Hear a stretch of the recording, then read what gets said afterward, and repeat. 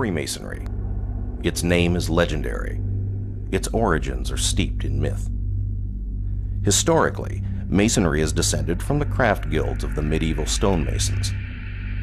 Mythologically, the origins of its rituals are found in the monumental building projects described in the Old Testament of the Bible, the Tower of Babel, and the Temple of Solomon. When a man joins a Masonic lodge, like the ancient craft guilds of old, he first becomes an entered apprentice, then a fellow craft, and finally a master mason. But at the end of the third degree, the new master mason is told that the master's word has been lost.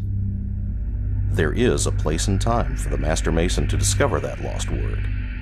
For the Freemason who is in search of deeper knowledge and enlightenment, there is more, much more, and his journey has only begun. It is generally believed that the city of York in the north of England is the origin of what became modern Freemasonry. The first guilds of stonemasons were organized here, possibly as early as 600 AD. King Athelstan, Alfred the Great's grandson and the acknowledged first king of all England, chartered the first Grand Lodge of Masons at York over 1,000 years ago, in 926 AD. From that day to this, York has been revered as a place of origin of the Freemasonry we practice today. The York Rite is actually a comprehensive term used for 3 cooperative groups that confer a total of 10 degrees in the United States. There are 4 Royal Arch degrees, 3 Cryptic Mason degrees, and 3 Christian chivalric orders, culminating in the Knights Templar order. The degrees and orders making up the York Rite are considered concordant to the first 3 Masonic degrees, meaning they confer additional ceremonies that enlarge and expand on the first 3 lodge degrees. They're not considered higher in rank or importance than the Master Mason degree, and not every Mason goes on to take these degrees. Think of them more as continuing your Masonic education. They are additional steps on the path to Masonic light.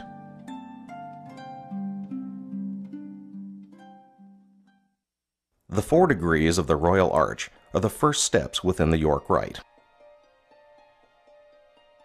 Since the dawn of civilization, it has been man's desire to make his mark upon the world, to leave something lasting and permanent, for a part of him to survive long after he is gone. As societies began to construct grander and more elaborate buildings, workmen who labored long and anonymously on these structures left behind their own small signature, the tiniest record of their own individual role in raising monuments that have stood for centuries. When the great cathedrals and castles of the Middle Ages were constructed in Europe, the stonemasons who labored upon them left the same kind of record of their own workmanship behind. These tiny symbols are known as Mason's marks. This is a part of the first York Rite degree, the Mark Master, and it concerns the workmen building King Solomon's temple. The degree of Mark Master teaches the candidate the value of workmanship, honesty, and charity. Like the old stonemasons, every modern Mark Master devises his own individual Mason's mark that each chapter keeps on file in a book of marks. The Mark Master degree is followed by the Past Master and Most Excellent Master degrees. The culmination of Royal Arch Masonry is the Royal Arch degree. Not long after the building of King Solomon's temple, Jerusalem fell into chaos. The people turned away from their ancient faith, and pagans and invaders destroyed the magnificent temple. The people of Jerusalem were taken out of Israel to Babylon, where they suffered years of captivity. When they at last returned to their city, the rubble of the old temple was cleared away, and a new one was erected on the same site. The story of the Royal Arch degree occurs after the destruction of Solomon's temple, beginning with the discovery of a hidden crypt under the ruins and the search for secrets that had been lost to mankind. The Royal Arch Mason at last discovers the Master Mason's word and where it was placed after the death of our Grand Master Hiram Abiff. The principal symbol of the Royal Arch is the keystone, the stone that is placed in the middle of an arch for strength and stability. In England, where this degree originated, it is considered to be the conclusion of the Master Mason degree, and many lodges around the world do not consider a man's entrance into Freemasonry complete until he has received the Royal Arch degree. The next step in the York Rite journey is Cryptic Masonry. The Council of Royal and Select Masters, or Cryptic Council, confers 3 degrees. The Royal Master and Select Master degrees in particular are based upon the legend of Enoch the Patriarch, the great-grandfather of Noah. Enoch excavated 9 underground vaults, or crypts, one below the other, beneath Mount Moriah in Jerusalem, where Solomon's temple was eventually constructed. Each vault contained secrets, and at the bottom of the 9th vault was the greatest secret of all, the sacred, ineffable, unspeakable name of God. The Cryptic Rite presents 3 degrees. The Royal Master degree returns to the days before Solomon's temple was completed. Here the candidate will walk with Hiram Abiff, Grand Architect of the temple, and his successor, Adoniram, and learn a lesson of mortality. The Select Master degree partially concerns the deposit of the secrets of the temple into their hidden location in the crypt. As a Select Master, you will learn how and why the Master's word was lost, how the lost word was preserved, and how it was discovered, by whom, and for what purpose. The Super Excellent Master degree concerns the period long after the destruction of Solomon's temple and the exodus of the Hebrews.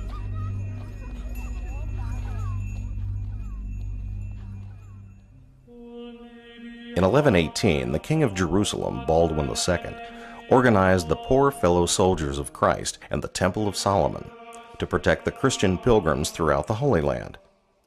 These Knights Templar, as they were more commonly known, were the first warrior monks who took vows of poverty, chastity, and obedience, and yet were renowned for their fierce courage in battle. Their formation, their deeds, their sudden destruction, and the mysteries surrounding them have created a legend that has fascinated the world for 9 centuries. The Templars took the obligations of chivalry farther than any man had before them, pledging themselves both to chivalric virtue and to the monastic vows that governed their faith. These fierce knights were bound by words that sometimes seem to have been lost to our modern society: duty, honor, fealty, courage. These are words that still ring with eternal truth in the rituals and traditions among today's Knight Templar. The modern Knights Templar is a Christian chivalric order, and it is unlike any other order of Freemasonry. It stands for the noblest principles in individual life and the highest standards of good government. Because of their 900-year tradition and heritage, the modern Knights Templar remain defenders of the faith, just as knights of old. And it is the only branch of Freemasonry that requires a Mason to be a Christian, or to agree to defend the Christian faith. In keeping with the methods of chivalry, the Knights Templar do not confer degrees. Rather, the steps in the Templar Commandery are called orders. The modern candidate is first made a Knight of the Red Cross, then a Knight of Malta, and finally dubbed a Knight Templar. Most Masons who have experienced them regard the Knight Templar Order as the most personally affecting of all the rituals in Freemasonry, and it draws on centuries of ceremony and mysterious symbolism. Today, the Knights Templar of the York Rite display their courage and goodwill by organizing fundraising activities. They support Masonic youth groups, and they raise millions of dollars for medical research and educational assistance. And their world-renowned drill teams are often the public face of Freemasonry in parades and other celebrations. The Royal Arch Chapter, the Cryptic Council, the Knights Templar Commandery, all part of the York Rite of Freemasonry. The York Rite is a fun, diverse, and fascinating path on a Mason's search for knowledge and personal growth.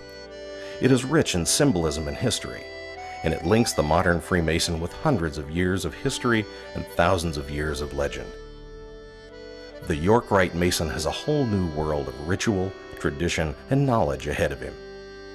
The journey that begins at the altar of his Masonic lodge is a journey that truly never ends. But the next step for a Freemason in search of Masonic light should be into the world of the York Rite.